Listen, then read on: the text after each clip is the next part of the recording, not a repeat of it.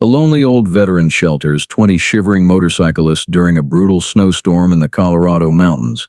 The next morning, 1,000 Hells Angels bikers stop in front of his cabin. The biting winds tore through the night, rattling the weathered wooden planks of the small, isolated house nestled among the pines.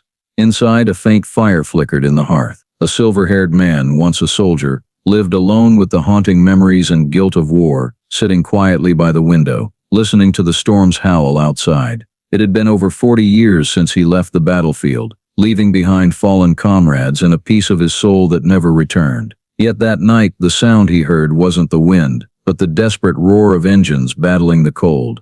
20 men in leather jackets, faces pale with frost, stood silently before his cabin door. He hesitated. Who were they? Was danger following them? But in the end, his humanity overcame his fear. He opened the door. Though he had little left to give, he couldn't let them die in the storm. He had no idea that by dawn his rickety cabin would become the epicenter of a roar that would awaken the entire icy valley. Before we dive deeper into the story, let us know where you're reading from. We'd love to hear your thoughts. That night was so cold that breath froze in the air, the chill seeping through every crack and making the wooden planks of Frank Walker's cabin creak. Inside, the old veteran sat silently by the hearth, the small fire reflecting on a face etched with deep wrinkles. His worn army jacket, the smell of pipe smoke and burning wood mingled into the familiar scent of solitude. It had been over 40 years since Frank left Vietnam, but the war had never left him. In every gust of wind whistling through the window, he still heard artillery, the calls of fallen soldiers. The 6 men in the Delta platoon photo hanging on the wooden wall were all gone. Only he remained, carrying the guilt of a wrong signal that led to his comrades' deaths in the night. Frank's life had shrunk to this cabin, a man living with his past, his old dog Duke, and a silence thicker than the snow outside. Each day passed in the rhythm of routine, waking before dawn, brewing coffee, stoking the fire, then sitting in his old rocking chair, watching snow fall beyond the window. The trail to town saw few passers-by. Locals knew Frank, but only from a distance, a gruff, quiet man whose eyes always seemed to look elsewhere. Some pitied him, others feared him, thinking the war had unhinged him. Frank didn't care. He was used to no one calling his name. Silence was the only friend he still trusted. As night fell, he sat by the hearth, the crackling wood blending with the howling wind on the roof. Duke lay curled at his feet, breathing steadily, his old collar faintly jangling with each movement. Frank petted the dog's head, his eyes lingering on the old helmet hanging on the wall, a relic from the battlefield of Hoover. He remembered that day clearly, rain, mud, smoke, and the smell of gunpowder, a scent that never faded. Now, in the quiet, snowy mountains of Colorado, that memory clung to him like an unhealed wound. Outside, the snowstorm was building. The first flakes fell slowly, but the air carried the weight of something bigger, fiercer. The wind slammed the door, the planks groaned, the chimney rattled as if battling nature itself.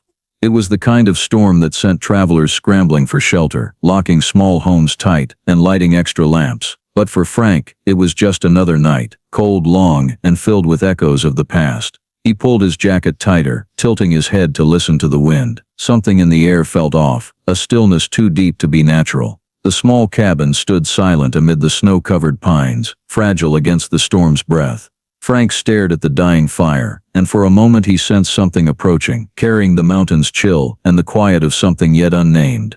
The wind howled fiercer, lashing the wooden roof with a dry crack like distant artillery. Frank sat still, watching the fire dwindle, until another sound broke through the storm, low, heavy, uneven.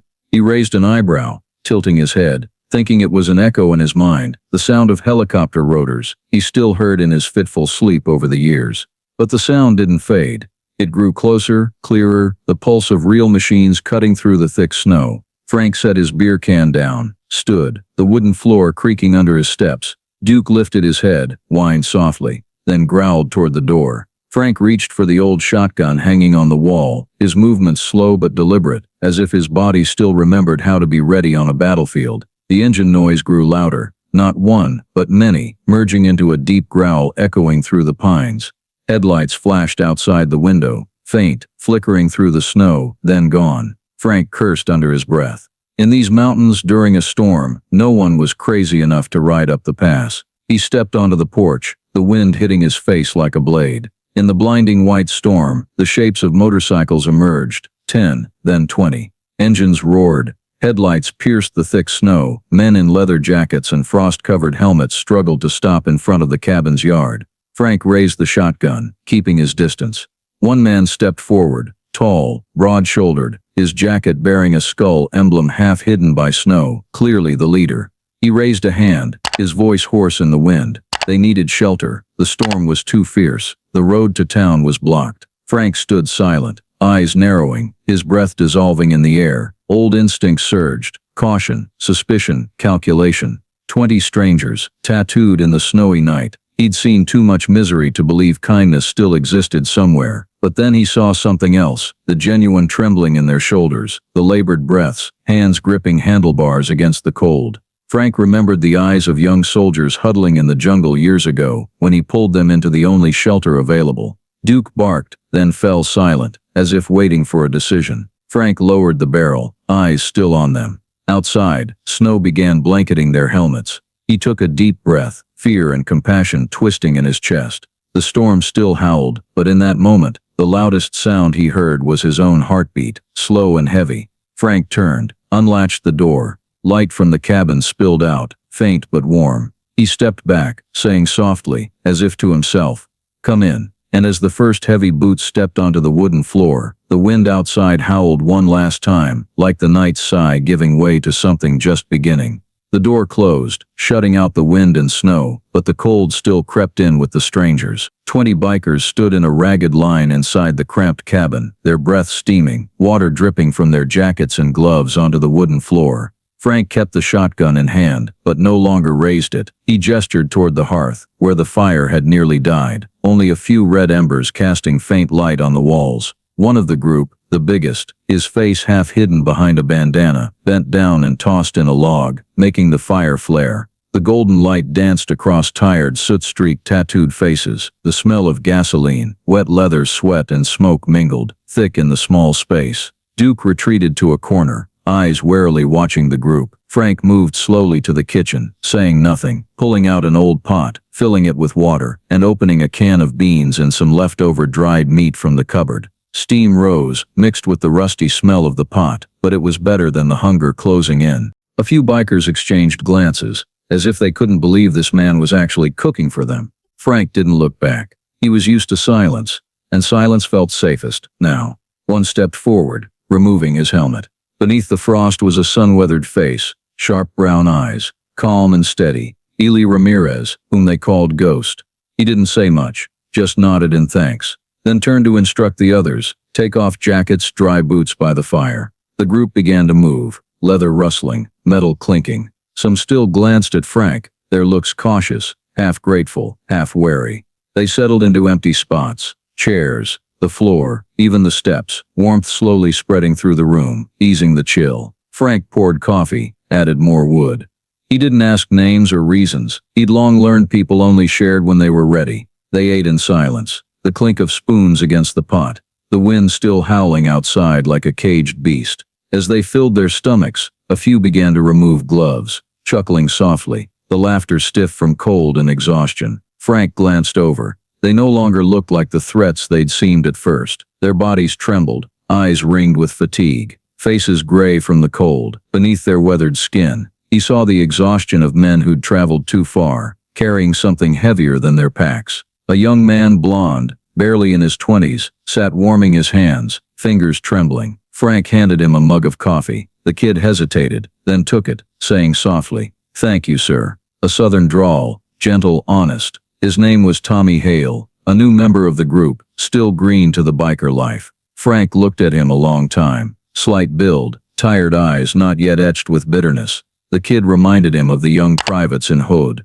barely old enough to drink, but already carrying rifles. Ghost sat across from Frank, occasionally glancing around the cabin, noting details, the Delta platoon photo on the wall, the old helmet, the unloaded M16 on the rack. He knew this wasn't the home of an ordinary man. "Veteran," he said softly, his voice low, just loud enough for a few to hear. Frank didn't respond, just nodded slightly. No more needed to be said. It was enough to shift the room's air. Men familiar with violence, with suspicion, suddenly felt closer to the man before them, someone who'd lived through things they understood, things they never shared with outsiders. Duke lifted his head, left his corner, approached Ghost, sniffed his wet pant leg, then lay down at his feet, as if sensing the room was no longer a threat.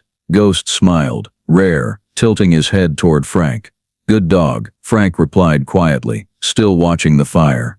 "He knows how to read people." The warmth spread, easing the tension. They sat around the hearth, their shadows stretching across the walls like ghosts sharing shelter under the roof of a lonely soul. The storm hadn't stopped, but in the small cabin, something more than refuge was forming, a fragile thread between people who seemed to have nothing in common but their wandering. Tommy set his mug down, looked up at Frank.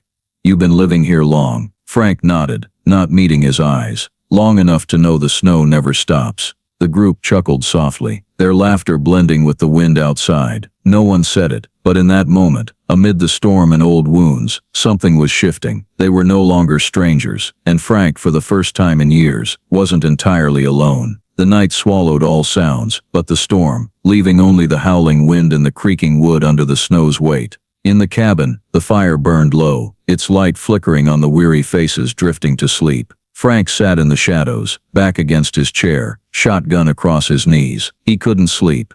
Each time he closed his eyes, the sounds outside turned into explosions from half a century ago. He saw himself in the Hoot jungle, rain pouring, mud up to his ankles, the radio in his hand crackling with code. That night, the sky was pitch black. A flare went astray, and he, a young commander, 22, misread the coordinates. Friendly artillery rained down on Delta's position. The blast tore through the night. Screams, then silence. Frank bolted up, running, calling names. But when the smoke cleared, only charred bodies and the smell of gunpowder mixed with flesh remained.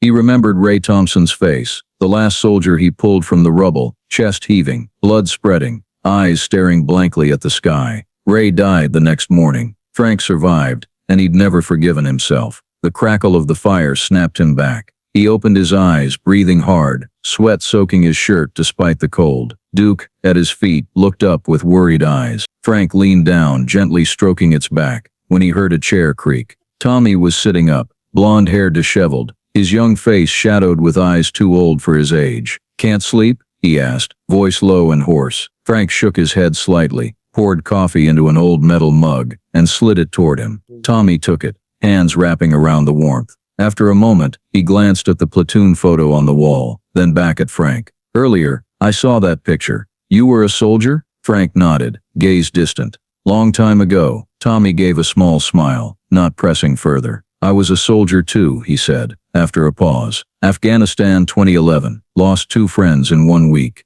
Hell of a place." Frank looked at him, eyes lingering on the hands clutching the mug tightly. "You're young," he said quietly, "and you're still here." Tommy shrugged. "Being alive doesn't mean you're okay. Every night, I hear it again, the metal exploding, the ground shaking, the breathing of someone dying." Frank understood. He'd heard the same, just a different war. 2 generations, 2 wars, but the same unhealed wound. A long silence passed, only the wind whistling through the door's cracks. Frank tilted his head, voice low, rough, like ash. "You know what's hardest after war?" Tommy looked up, waiting. "It's not forgetting what you saw. It's learning to live when you've survived." Their eyes met, no more words needed. By the hearth, the fire flared again, lighting 2 faces, one aged, hollowed, one young but weary, both marked by standing between life and death. Frank saw something in Tommy's eyes that silenced him, a spark of faith, something he thought he'd lost. This kid wasn't like the others. His pain still held warmth, something Frank had before war consumed it.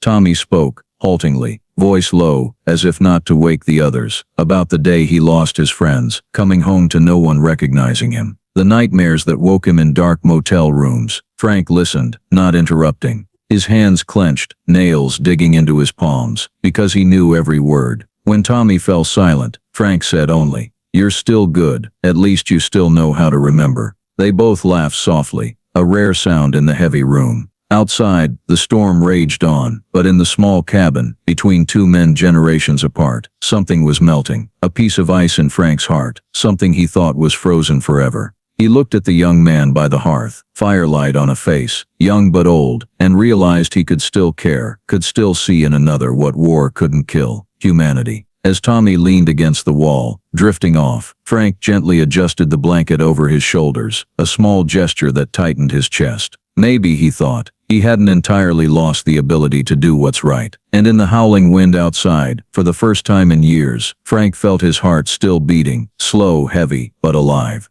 Outside, the storm lashed waves of blinding snow against the windows, but inside the cabin, warmth spread like a small miracle. As Tommy slept, Frank quietly added wood to the fire. The flames flared, illuminating the rough faces around, men who shared a look, tired, solitary, but bound by something deeper than blood. Ghost leaned against the wall, a half-smoked cigarette between his fingers. He stared at the fire as if it held answers to what he still sought. "We were headed to Sturgis," he said, voice low and steady, "a memorial for brothers we lost." The storm hit faster than expected. Our group of over 200 got split up. 20 of us pushed on, then the snow blocked the road, fuel nearly gone. "If we hadn't seen your light, we'd be ice statues out there." Frank listened silently. He heard in that voice the calm of someone who'd lived through danger, no bravado, no complaints.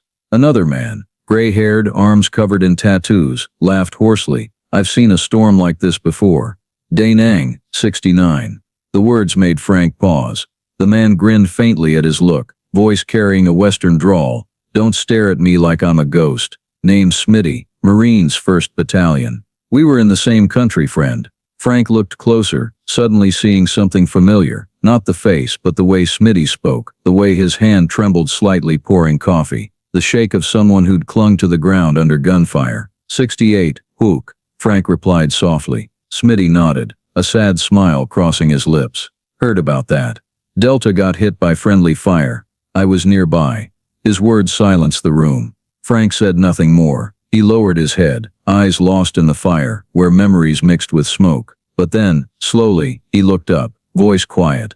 "I was the one who called in the coordinates that night." No one spoke. Only the wind outside seemed to carry away some of the heavy secret just revealed. Ghost looked at him for a long moment, then nodded slightly. "No judgment. We all carry something," he said. "What matters is we're still breathing." The words caught Frank off guard. For years he'd faced pity or blame, but now, in this house full of strangers, no one looked at him like a criminal. Smitty chuckled dryly. "If any of us hadn't screwed up, we wouldn't be here tonight." The group laughed, rough, heavy, but real. The laughter eased the tension, replaced by a silent understanding among survivors. Frank poured more coffee, passing mugs to Smitty, Ghost and Tommy, still half asleep. The gesture felt so natural he barely noticed. Ghost took a sip, said softly, "My brothers, not many of us believe in kindness anymore. The road hardens your heart. But tonight, I think I was wrong." Frank looked at him, his eyes reflecting the fire.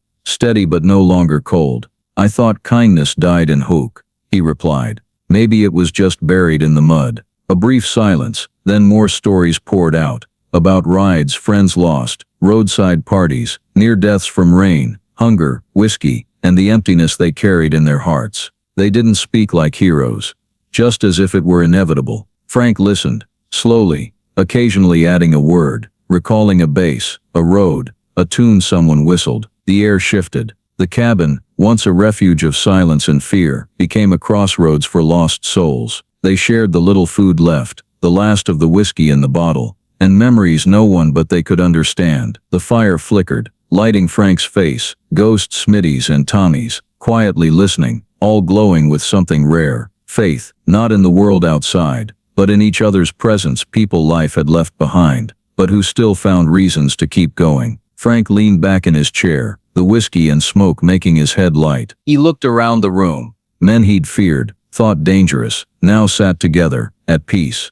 The feeling was strange, like a fire rekindled in him after years of being out. Outside, the wind still howled, snow piling on the roof, but in the small cabin, the golden-orange light on the wooden ceiling was a reminder that some things, though buried by war or life, could still be reignited if there was enough human warmth. The night had settled into a deep quiet, broken only by the wind whistling through the pines and the crackle of the fire in the hearth. The stories faded, replaced by sighs and the heavy breathing of men too exhausted to continue. Frank leaned back in his chair, eyes half closed. Duke curled up beside him. The small room was bathed in dim light, warmer now but still thick with the smell of gasoline, damp leather and smoke. Then amid the silence, another sound broke through, a gasping hoarse breath, like someone being choked. Frank's eyes snapped open. In the corner, Tommy was curled up, hands clutching his head, eyes wide, breathing in short, ragged gasps, his mouth muttering disjointed sounds. A biker nearby flinched, stepping back. "Hey, what's wrong with the kid?" Another jumped up, knocking over a chair, panic spreading like a spark. "What's he got?" "Tommy, calm down, kid." The shouts, footsteps and struggling mingled with the wind outside, turning the small cabin into a swirl of chaos. Tommy screamed, a sound that tore through the air, "Get down, incoming," then collapsed, his body shaking violently. The biggest biker tried to pull his hands away, but Tommy thrashed, striking the man's chest, his breath coming in desperate heaves. Frank shot to his feet. "Back off." His voice boomed, sharp and commanding, the tone of a man who'd given orders on a battlefield. The room froze for a moment. Frank strode over, kneeling beside Tommy. The kid was trembling, eyes vacant, sweat beading down his temples. Frank touched his shoulder, voice low and steady. "Breathe, listen to me." Deep breaths. Slow. Tommy jerked, barely aware. Frank gripped both shoulders, then placed a hand on his chest, feeling the racing heartbeat. "You're safe now. No artillery here, just snow. Got it?" His voice wasn't loud, but it carried a weight that silenced the room. Duke crept closer, nuzzling Tommy's leg, whining softly. Frank pulled a small knife and cut the leather cord on Tommy's wrist, tightened to the point of bruising. "Anyone got water?" he said. A biker handed over a bottle, hands shaking. Frank nodded for him to step back, then splashed a few drops on Tommy's face. "Breathe, kid. I know this feeling. Trust me, it passes." Tommy choked, unable to speak, then broke into stifled sobs. His body slumped into Frank's hands. Frank steadied him,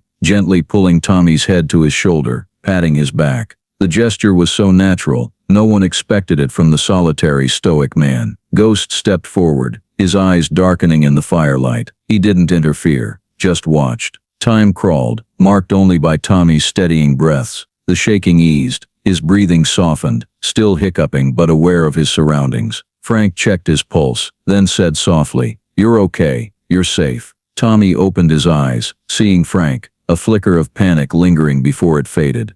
"Sorry," he mumbled, voice breaking. Frank shook his head. "Nothing to apologize for. I've been where you are." He helped Tommy sit by the hearth, draped a blanket over him, then stood, scanning the bikers still frozen in place. "It's just a nightmare. It's not contagious. Everyone's got one if they've been somewhere they shouldn't." The blunt words shifted the room's tension to quiet understanding. Ghost stepped closer, nodding, his eyes holding genuine respect. "You a medic?" Frank shook his head slightly. "No, just someone who's kept people alive to see the sun rise." Ghost looked at him for a long moment, then said quietly, "Thank you." Frank didn't reply, just returned to the hearth, adding wood. The firelight lit his face. Steady, resolute, no longer as guarded. The other bikers sat back down, silent. No one spoke grandly, but the air had changed. They looked at Frank like an old commander they never had, one who didn't need to prove strength, just stand there to bring calm. Tommy drifted off, breathing evenly. Duke lay by his feet, eyes half closed. Frank sat back in his chair, holding a cold coffee mug, gazing at the flickering fire. In that moment the cabin no longer felt like a prison, nor himself isolated in the snowy mountains. Instead he heard life stirring around him, tired people, lost souls, now finding a quiet place to breathe. Ghost still watched him, and for the first time since entering the cabin, his gaze held no weariness, only respect. No one said it, but they all knew. Tonight in the storm they'd witnessed something rare, the power of compassion hidden beneath the scars and silence of a man who seemed to have nothing left to give. After the chaos, the cabin sank into a different kind of quiet, deep and weary. The fire still burned, casting an orange glow on faces marked by exhaustion, but, strangely, no longer tense. Tommy slept soundly, breaths even, his blonde hair damp with sweat plastered to his forehead. Outside the storm hadn't stopped, but the wind seemed weaker, as if nature itself was listening to what unfolded in the small room. Frank sat back in his chair, cold coffee in hand, eyes following the dancing flames. No one spoke for a long time. Then Ghost's voice broke through, low and deliberate, the tone of a man used to leading without needing to impress. "The kid was a soldier, wasn't he?" Frank nodded, eyes still on the fire. Afghanistan. I recognized how he reacted. Those panic attacks, they don't lie to anyone who's been there. Ghost nodded, sighed, and pulled a cigarette from his jacket. He lit it, inhaling deeply, white smoke blending with the scent of burning wood. Not surprising. Half this group wore a uniform, the other half wore prison stripes. A dry, honest chuckle rose from the men behind him, and all of us turned to the road and engines to forget. Frank glanced at them, his gaze calm. You don't forget, he said quietly. You just learn to live with it. Ghost smiled. Right. Like riding forever on a long road, no idea where you're going, but stopping means dying. Another man chimed in, voice rough as gravel. I had a wife once. She left when I was in prison. Now I've got 12 years behind me, and a Harley, that's enough. The room laughed again, the sound not joyful but truer than any comfort. Frank listened as they shared stories of loss, betrayal, years of the world turning its back. Each voice was an open wound, but oddly, that night, no one hid it. They spoke to be heard, not forgiven. Frank sipped his cold coffee, then said softly, I used to think no one was good anymore. After coming back, people avoided me like the plague. I avoided them too. Honestly, it was easier than trying to believe again. The words silenced the room. The fire crackled. The wind howled outside. Ghost looked at him, asking slowly, so what made you open the door tonight? Frank paused, thinking, I don't know. Maybe because I saw a light, like the one my brothers called out to me from the mud years ago. I couldn't save them. I wasn't going to let that happen again. Ghost nodded, slow, as if every word sank in. We're the same, he said.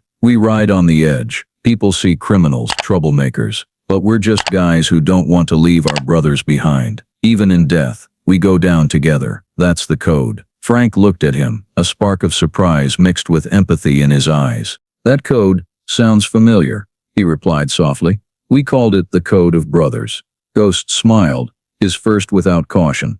Code of Brothers, he repeated. It's the only thing keeping me alive. A younger biker near the hearth added, people out there think we ride for freedom, but really we're just running from guilt. The words made Frank look back at the fire. He understood. Despite different times, the men in this room carried the same shadow, the feeling of being unforgiven, unseen as their true selves. Frank leaned toward the fire, voice low, almost to himself. Forgiveness is the rarest thing war leaves behind. It took me a lifetime to learn that. Ghost stubbed out his cigarette, tossing the butt to the floor, and said slowly, you know, I spent 4 years in a correctional facility. When I got out, no one was waiting. No family, no job. But one brother greeted me with a hug. He said, you messed up, but you're still mine. That's when I knew I didn't need the world's forgiveness. Just one person to believe. Frank looked at Ghost, a strange feeling rising in his chest, warm, heavy, real. He nodded, saying softly, you just said what I forgot my whole life. Ghost laughed, voice hoarse from smoke. Maybe we're just wandering ghosts, but tonight at least we're not alone. The group fell silent. They stared into the fire, each seeing a piece of their story, mistakes, lost friends, things unsaid. Frank took a deep breath, his rough hands spreading near the flames, feeling warmth seep into his skin. He realized he hadn't been seeking peace all this time, but a place to be seen, heard, accepted despite his flaws. Now, in a room of strangers, he found it. Outside, the snow fell slower, the wind softened. In the cabin, the shadowed figures around the hearth sat quietly, like souls warming together after years adrift. They said no more, but each breath, each glance, was an acknowledgement that despite their different paths, they shared one thing, a longing for forgiveness, and to believe they were still worthy of being called human. Dawn rose slowly, as if the storm had drained the sky's strength. Snow blanketed everything outside, pine branches sagging under the weight, while the cabin air was thick with ash and wood smoke. The first light slipped through the door's cracks, illuminating the floor streaked with boot marks and damp jackets. Frank opened his eyes, neck stiff from dozing in the chair. Duke was awake, licking a puddle on the floor. He sat up, back creaking familiarly, and for the first time in years he heard something besides wind, soft laughter, light and real. The bikers stirred, some opening windows, others picking up broken wood, a few carefully straightening chairs and rugs. Ghost sat by the door, looking out, his face smudged with dirt but eyes clear. Storms passed, he said without turning. Frank looked out. The sky was silver gray, misty like cigarette smoke, but calm. Weak light hit the snow, reflecting a faint gold in the air. The storm was truly gone, leaving only cold and fragile peace. He stood, went to the kitchen, lit the gas stove. The lighters clicked like the rhythm of a new day. Coffee boiled in the pot, the smell of beans and eggs filling the room. Without prompting, a few bikers set the table, stacking plates. Tommy, shaken from the night before, now peeled potatoes, face pale but calm. Frank looked at him, nodding slightly. Feeling better? Tommy gave a small smile. I owe you a peaceful night. Frank didn't reply, just poured coffee into tin mugs and handed them out. They took them, no fuss, only brief grateful glances. No one spoke much, but the air was different from the first night. The tension was gone, replaced by mutual respect, the kind shared by those who've seen life's worst but still sit together at sunrise. Ghost sat by the hearth, cigarette in hand, but unlit. We'll head down the mountain before the weather turns, he said. Don't want to trouble you more. Frank scooped eggs into a pan, eyes on the fire, voice even, no trouble. At least you left this place cleaner than when I'm alone. The group laughed, the sound deep and real, spreading through the room like it chased out the last of the cold. Breakfast was simple, bread, eggs, coffee, but no one complained. They ate like it was their first meaningful meal in days. Ghost quietly set down the empty pot, stood, and extended his hand. Frank took it, gripping tightly. Two rough hands of men who knew loss. If it weren't for you, Ghost said, we'd be dead out there. Frank shook his head. If it weren't for you, I'd still be living like I was dead. They fell silent, but their eyes held a carved understanding. The group packed quickly, leaving no mess. As Ghost signaled, they began pulling on jackets, helmets, gloves. Tommy approached Frank, hesitant. I'll remember what you taught me, not to forget, but to live with it. Frank looked at him, stern but kind. Stay safe, kid. Don't let the shadows ride for you. Tommy nodded, turning away, eyes glinting with gratitude and reluctance. Duke followed them to the porch, barking a few times as if to say goodbye. Morning light bathed the white path down the slope, where 20 Harleys sat like hibernating beasts. One engine roared to life, its deep hum tearing through the thin fog. The others followed. No one made grand farewells, just nods, light shoulder taps. As the first bike rolled, Ghost paused on the porch, looking at Frank. If you ever get to Sturgis, he said, find the Ghost Riders, mention my name, they'll know. Frank just smiled, no promises. If I come down the mountain, it'll probably be for more coffee. Ghost laughed, pulled his helmet down, and turned away. The engines roared in unison, echoing through the valley, mingling with the soft morning wind. 20 silver-black figures moved through the snow, reflecting faint light like hundreds of mobile embers. Frank stood on the porch, hands in his pockets, watching them fade down the winding road. Only the wind, Duke's soft barks, and a strange emptiness in his chest remained. Not pain, not sadness, just the feeling of warmth leaving a room he'd grown too used to living in alone. He turned back, looking around the cabin. The smell of coffee, wood smoke, and last night's laughter lingered. Frank petted Duke, sat down, and gazed out the foggy window. The snow was still white, the air still cold, but something in him had changed. Small, smoldering but real, like the fire still burning in the hearth. Faith, something he thought had died long ago.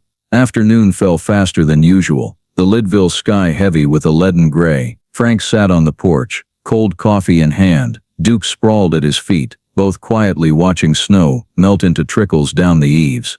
He could still hear the engines from that morning, echoing in his mind like a strange song, fierce yet peaceful. But then amid the quiet, another sound rose, faint at first, distant, like thunder behind the mountains. Frank frowned, tilting his head to listen. Duke sprang up, ears pricked, a low whine in his throat. The sound grew louder, clearer, not one engine, not 10, but hundreds, blending into a deep heavy roar that made the ground tremble slightly. Frank set his mug down, stepped to the porch's edge, eyes on the road to town. The wind carried the smell of exhaust and rubber. An old feeling stirred in his chest, not fear, but instinct. In another place, half a century ago, a roar like this meant tanks or helicopters. He glanced at Duke, the dog growling softly, backing toward the door. No, Duke, Frank said quietly. That's not a storm. The roar grew closer, mixing with the wind and the faint rattle of windows. In the town below, windows opened, then slammed shut. Police sirens wailed in short, sharp bursts. Frank could picture it, Sheriff Cole and his cruiser, eyes on the rear view, barking orders over the radio to rookie deputies who'd never seen 200 Harleys ride together, let alone this many. Frank stood still. The mountain road was long and steep, but the engines didn't falter, growing louder, more insistent. From the gray horizon, black dots appeared, small as ants, then swelling into a long line of motorcycles riding in formation. Metal gleamed under the weak afternoon sun, leather-clad figures and helmets glinting. A river of steel flowed toward him. Frank gripped the wooden railing. His heart pounded, not with fear but anticipation, like a soldier awaiting something unpredictable. Below, the town froze. Bars shuttered, stores pulled blinds, kids were yanked indoors, whispers, locked doors, and fear seeped through the houses. Everyone had heard this morning a group of bikers stayed at the war hermit's cabin on the hill. Now they were back, probably for revenge or debt. Frank knew what they thought of him. The crazy loner, muttering to the wind with a gun, someone to avoid. Now they'd think he'd brought trouble. He stood tall, eyes fixed on the road. Hundreds of Harleys were closer now, their roar a man-made thunder, resonating through the valley. Snow dust swirled, kicked up by the wind. On the lead riders' jackets, the winged skull, ghost riders glowed under the afternoon light. Frank exhaled, his heart heavy yet light. He knew this wasn't a nightmare, nor was it surely a miracle. The first bikes turned onto the narrow dirt path to the cabin. In the valley, police lights flashed, but they didn't follow. Frank could hear a faint megaphone, Sheriff Cole shouting something the wind carried away. Duke growled, barking wildly, but Frank just placed a hand on his head. "Easy," he whispered, eyes forward. As the convoy neared, the engine's roar swallowed the air, shaking the doorframe and roof. Frank felt the vibrations in the ground, like the footsteps of fate approaching. The first bike stopped 20 yards from the porch, tires crunching thin ice, spraying white water. Behind them, hundreds more stretched down the slope. Frank stood firm, unflinching. Above, weak sunlight pierced the clouds, reflecting off the cabin's frosted windows, making him, a silver-haired man in an old jacket, dog at his feet, look like part of the mountain itself. The engine still rumbled, then softened. The air hung heavy with sound and expectation. Frank knew the moment ahead would decide everything, his past, the fragile peace, and something bigger he hadn't yet grasped. He took a deep breath, hand on his chest where his heart beat slow and steady, then stepped forward on the porch, facing the line of riders stopped at the base of the slope. In the dry, cold air, and the smell of exhaust, Frank Walker, once dead in his own memories, stood tall, ready for what even he couldn't predict. The engines roared one final time before shutting off in unison, leaving a strange silence so profound, it felt like the world held its breath. Over 1,000 Harleys stood in tight rows before the cabin, stretching down the valley, their metal gleaming under the weak afternoon light. Exhaust fumes rose from the pipes, blending with the cold mist, making the scene look like a sea of steel soul's breath. Frank stood on the porch, his dry eyes unable to believe what he was seeing. All of Leadville was silent. Below, townsfolk hid behind curtains. Sheriff Cole and 2 police cars blocked the road, hands on holsters, no one daring to move. Duke barked softly, then fell quiet, ears drooping as it sensed something unusual in the air. From the front line, 2 figures stepped forward. The first walked in the center, slow and deliberate, black jacket dusted with snow, Eli Ghost Ramirez. The second, lanky with blonde hair spilling from under his helmet, was Tommy Hale. They crunched through the thin snow, their boots echoing so clearly Frank heard each step. Eli stopped a few paces from the porch, removed his helmet, and looked up. "Mr. Walker," he said, voice hoarse but clear, ringing like a command in the open air. "We came back not to take anything, but to repay a debt." Frank didn't understand. His lips moved, but no words came. Eli glanced at Tommy, nodding. Tommy took a deep breath and stepped forward, his eyes meeting Frank's with respect and emotion. "You don't remember me," he began, voice trembling. "But my father, Ray Thompson, you saved his life in Hoos, 1968. The words hit Frank like a blow to the chest. He froze, hands gripping the railing, until they blanched. The name exploded across time in his mind. Ray Thompson, the soldier he'd pulled from the rubble, the one he thought died in his arms. The memory flooded back, flares, thick smoke, a blood-soaked body, eyes wide in agony. Frank remembered collapsing beside Ray, holding his shoulders until his pulse stopped. He'd never forgotten that face. And now, amid the snow and 1,000 silent engines, that face lived again in the eyes of the young man before him. "Impossible," Frank whispered. Tommy nodded, eyes red. My father survived. Another unit found him and got him out. He never stopped talking about the crazy commander who didn't abandon his men, even under fire. He said, "If I'm alive, it's because he didn't leave me behind." Frank couldn't speak. His lips trembled. His chest tightened like it was being crushed. Eli stepped forward, voice deep and clear. Ray Thompson was one of the founders of the Ghost Riders. He taught us loyalty, to never leave a brother behind. When he passed last year, we swore to do one last thing for him, repay the man who saved his life. Frank stepped back, breathing hard. He looked at Tommy, then Eli, then down the long line of bikers standing motionless at the base of the hill, all silent, no engines, just thousands of eyes on him. His face burned despite the cutting wind. He tried to speak, but only broken words came. I thought he was dead." Tommy took another step, pulling a small object from his jacket, a tarnished silver dog tag, edges chipped, strap singed. "My father kept this his whole life," he said. "If you ever find Frank Walker, give him this. He'll know." Frank stared at it, then realized it was the tag he'd torn from his own chest to mark Ray's position in that chaotic night. His trembling hand took it, cold but heavy as lead. Memories flooded back with a bittersweet pain, as if a piece of his soul had been returned. Eli stood tall, meeting his eyes. "Mr. Walker, we came to say kindness doesn't die. It just takes a long road to find its way back."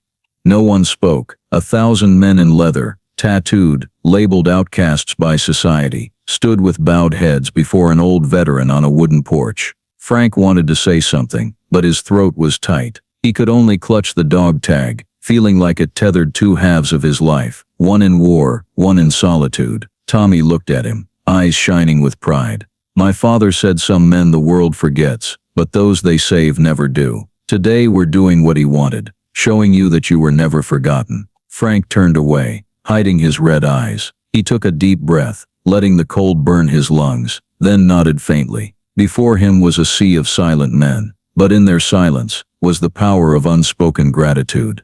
The wind swept through, stirring a thin veil of snow around the gleaming Harleys. The small cabin, once a refuge for a solitary man, had become a meeting place for thousands of hearts, all turned toward one man, Frank Walker, who saved a soldier long ago and was now repaid with the loyalty of a generation. Frank stood still, his breath breaking in the cold air. 1,000 eyes remained on him, but all sound seemed sucked from the world, leaving only the pounding of his heart in his aging chest. He looked at the dog tag in his hand. Worn silver, scorched edges, Delta Company, 1968, faded by time. His trembling fingers traced the letters, as if touching a buried memory. All his life he'd carried the guilt of killing his brothers, including Ray Thompson. Yet now, standing before that man's son, he learned Ray had lived long enough to tell the story. Frank looked up, his gaze torn between shock, emotion, and a strange fear. Fear he wasn't worthy of forgiveness. Tommy stood before him, wind whipping his hair back. He opened his leather bag, pulling out an old yellowed envelope, edges worn, tied with a thin leather cord. "My father wanted you to have this," Tommy said, voice hoarse. Frank took it, his rough fingers slowly tracing the edges, scrawled across the front, in the dim light. "To Frank Walker, you saved me once." He froze, his lips pressed tight, throat bitter. Slowly he untied the cord and opened the letter. The paper was brittle, yellowed, the handwriting shaky from a soldier unused to a pen. Asterisk Frank, I don't know if you're still alive. If you are, I want you to know I lived because of you. That night, I heard you shouting through the flares, and I thought I was done. But the next morning I woke up in a field hospital. They said a commander pulled me from the rubble and went back for others. I knew it was you. Thank you isn't enough, but for the rest of my life I'll try to live like the man you believed I could be. I started a small club, lost men who needed a family. I told them what you taught me, maybe without knowing, never leave anyone behind. If they find you, let them show you that you're not alone. Signed Ray Thompson. The last line blurred from long-dried tears. Frank folded the letter, clutching it tightly, head bowed. His breath came fast, tears falling onto his silver beard. But he didn't hide them anymore. For years he'd lived with guilt, punishing himself with solitude, believing no one needed, remembered or forgave him. Now the man he thought he'd killed had sent him thanks. No engines, no wind, just Frank, standing in the silent circle of 1,000 bikers, each bowing like before a hero. Ghost stepped forward, placing a hand on his shoulder, saying nothing. The brief gesture carried more weight than words. Tommy took another step, voice choking. My father said, if you ever feel forgotten, remember, you're the reason he lived to have me. Frank looked at the boy, bright eyes, trembling voice, standing in snow and faint light, and in that moment, he no longer saw Tommy, but Ray on a stretcher, gripping his wrist, silently pleading, don't leave me. Frank took a deep breath, his voice breaking like dying embers. He didn't just live, he lived better than I ever imagined. Ghost nodded, smiling, his eyes warming in the cold wind. No one leaves war whole, Mr. Walker, but if anyone deserves to be remembered, it's the man who pulled someone from hell, even once. Salute. Frank bowed his head, clutching the letter and dog tag, as if they were a lifeline to the humanity war had stolen. One by one, the bikers removed their helmets, bowing to him. The scene was quiet, needing no command, but unified, like an unspoken ritual of respect. 1,000 figures in black leather, amid pale snow, saluted the old veteran who thought he'd saved no one, now proven wrong by the living souls before him. Frank looked up, afternoon light hitting his face, highlighting tear-filled eyes. Thank you, he said softly, not for coming back, but for making me believe the good I didn't die with me. His words hung in the silence, then faded,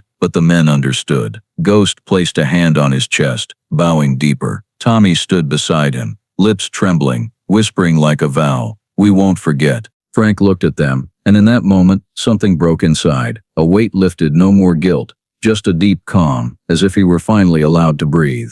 His story, thought to end in regret, was now closed with something greater, redemption. Not from God or anyone else, but from people, from souls scarred by the past, who still had enough faith to return and tell him he'd done right.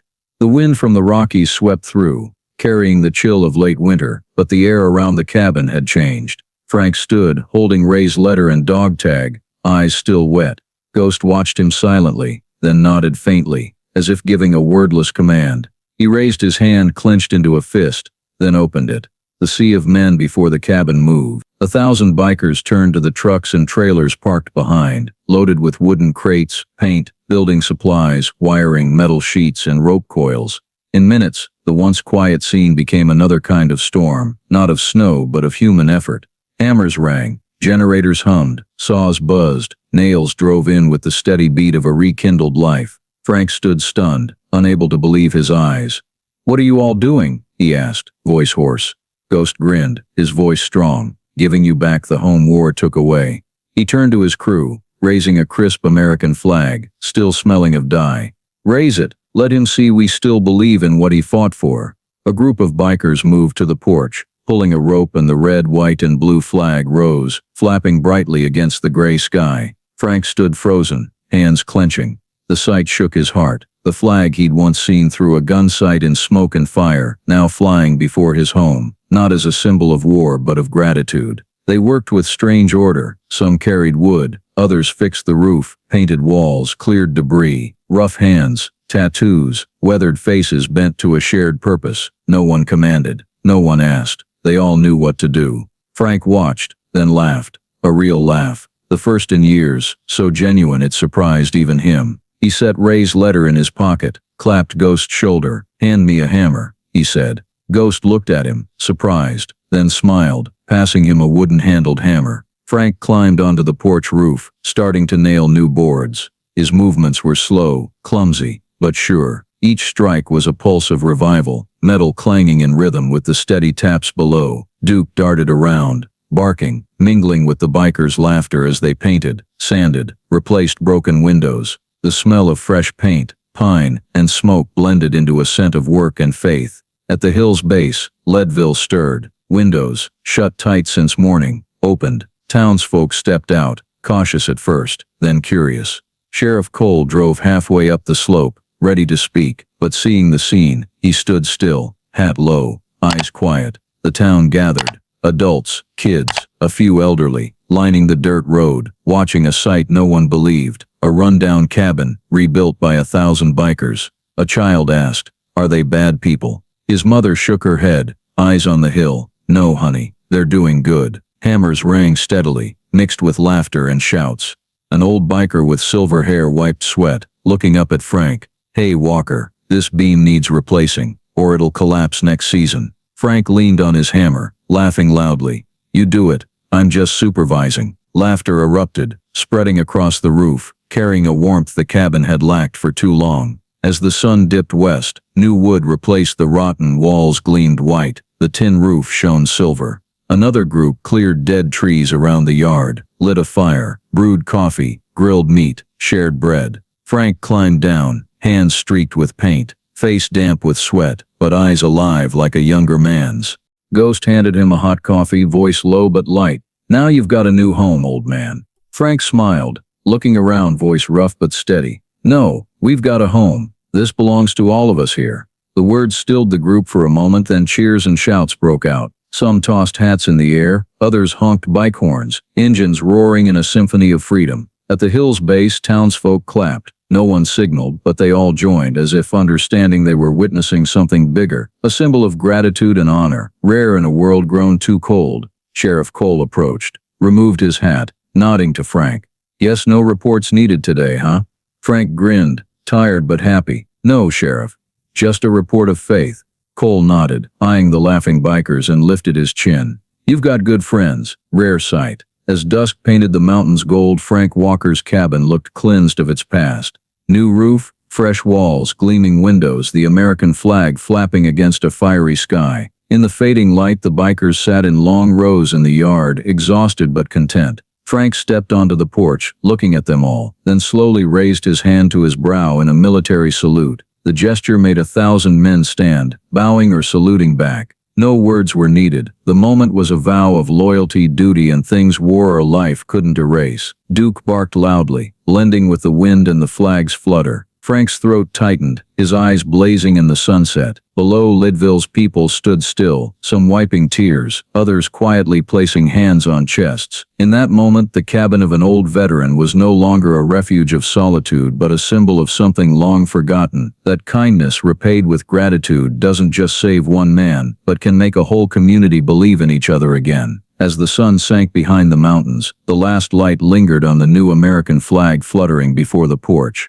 The air around the cabin settled into a strange, warm, complete silence. The hammers, laughter, and engines faded, giving way to the soft wind through the pines. Frank leaned against the railing, looking at his house. No, theirs, glowing in the dying light. The roof was fixed, walls painted white, windows gleaming, even the warped doorframe straightened. He took a deep breath, the smell of fresh paint and pine filling him like a new chapter of his life. Ghost approached from behind, black jacket streaked with paint, holding a thick envelope tied with leather cord. He placed it in Frank's hand, eyes serious but kind. You should keep this, he said, voice hoarse but warm. Frank frowned, opening it. Inside was a stack of papers, bank loans, tax bills, and a foreclosure notice he'd seen 100 times on his kitchen table, all stamped in bold red, paid in full. At the bottom, a deed of ownership, his name in bold, no longer marked pending. Frank looked up, speechless. You did this. Ghost nodded, a faint but genuine smile. Ray said a man who saved his life should never worry about losing his home. We just finished what he couldn't. Frank held the papers, hands trembling, the words blurred in his eyes. Years of fear, crushing debt, the dread of dying in a home the bank would take, all gone in this moment. He took a long breath, voice rough. I don't know what to say, but thank you. Ghost clapped his shoulder, firm and sure. No need to thank Frank. Brothers don't count favors. We're just settling an honor debt. The words made Frank stand still for a long time. He was no longer the lone man on a snowy hill. He was part of them, men bound by an unwritten code of brotherhood. As he held the envelope, Tommy approached, his face lit by the glow of headlights. He pulled 2 small items from his jacket, Ray's dog tag and a second letter, folded in an old nylon bag. My father left this for you, Tommy said, voice low but gentle, as if afraid to break the moment. He said, if you were still alive, read it under the American flag. Frank took it, his palm warming strangely. He opened the letter. The paper yellowed, the writing shaky but clear. Asterisk. Frank, I've thought of you countless times. Every time the wind catches the flag, I remember that rainy night, when you didn't leave me, even when everyone said to pull back. I lived 30 more years, had a wife, a son, and every day I taught him the one thing I learned from you. Kindness never dies. It just needs time to find its way home. If you're reading this, that journey's complete. I just hope you stop hiding from the world. It still needs men like you to remind us that honor doesn't die." Frank folded the letter, pressing it to his chest, eyes closing. His breath caught, but this time not from pain, rather from a deep cleansing emotion. He looked up at the flag flying on the porch, the sunset's fire glinting off the fabric, making it seem to burn in the light. "Ray," he said softly, "you finally brought me home." Ghost stood beside him, silent throughout, giving a slight nod, his eyes calm with understanding. "Now you know why we came," he said. "We didn't just come to repay a debt. We came to keep my father's promise, and to tell you that you still have brothers."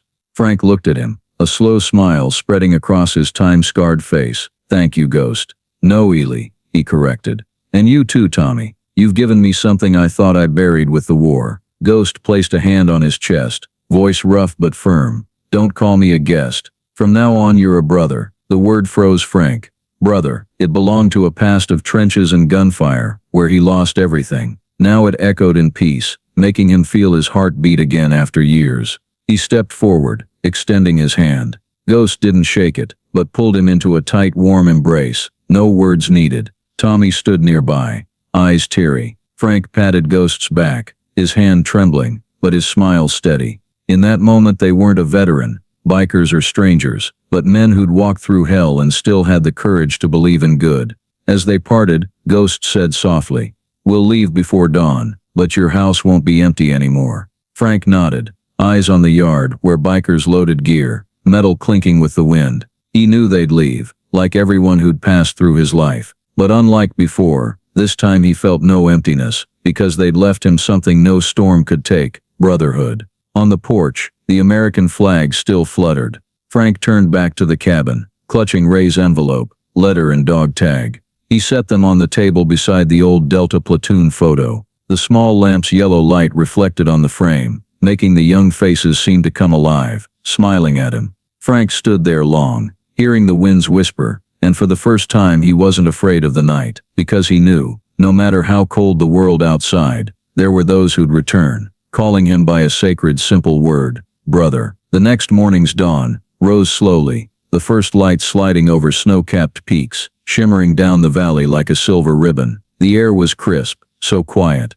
Frank could hear the wind through the pines, and Duke's soft snuffle in sleep. He stepped onto the porch, army jacket draped loosely over his shoulders, breath misting in the fog. In the yard, 1,000 bikers prepared to leave. Low voices, clinking chains, metal on metal sounded like the drumbeat of an army ready to move. The Harleys lined the winding dirt road, stretching to the slope below. Snow dusted their gleaming tanks, reflecting the early sun. Ghost stood at the front, helmet in hand, jacket flapping in the wind, his face sharp in the morning light, cold, strong, but calm. Frank descended a few steps, Duke at his heels, tail wagging faintly. He stopped, standing tall, eyes scanning the line of bikers, men who'd turned his cabin into a home, who'd given him back the faith he thought died in Hoas mud. The wind blew, the new American flag taut on the porch, its fabric snapping like a familiar tune. Frank raised his hand to his brow, saluting precisely, slowly, solemnly, as he'd done all his life for fallen brothers. The gesture made Ghost pause. He looked silently, then without a word, set his helmet on the saddle, and returned a soldier's salute, quick, strong, decisive. The 1,000 bikers behind, as if understanding, bowed their heads. Some placed hands on chests. Others raised 2 fingers in salute. No shouts, no slogans, just the quiet dignity of men once lost, now honoring an old veteran who'd unknowingly become a symbol of the humanity and honor they still believed in. The wind strengthened, carrying the low thunder of engines starting. 1, 2, 10, then hundreds. The valley trembled, no longer with chaotic noise but a rhythmic, deep roar, like the heartbeat of the earth. The sound of 1,000 Harleys echoed through the pines, off the cliffs, spreading like a steel march, not angry or wild, but sacred, like a bell signaling a new beginning. Frank stood still, salute steady, wind tugging his silver hair. Duke barked twice, as if knowing this was the final farewell. Ghost turned, started his engine, and slowly rolled forward. He stopped right before the porch, eyes locking with Frank's. "Goodbye, brother," he called, voice cutting through the wind. "Keep this house strong, we'll be back." Frank smiled, saying nothing, just nodding faintly, like a promise. Ghost twisted the throttle, tires crunching snow, spraying white, then sped down the slope, leading the pack. Group after group followed, hundreds of headlights flaring, glimmering like a river of falling stars down the mountain. The engines blended into one, echoing through the valley. All of Leadville froze, townsfolk on balconies, porches, roadsides, silently watching the massive biker convoy roll away, eyes reflecting the Harley's light leaving town. Sheriff Cole stood by his cruiser, removing his hat, bowing his head. They came like a storm, he said softly to a neighbor, but left like a wind bringing spring. On the hilltop, Frank stood, hand lowering. The engines faded, becoming a faint hum in the air. When the sound vanished beyond the mountains, only the wind remained. Frank relaxed his shoulders, turning back to the porch. The American flag still flew, morning light shining through, making the red, white, and blue glow like fire. He stepped slowly into the cabin, light streaming through the window, spilling onto the wall where the Delta platoon photo hung.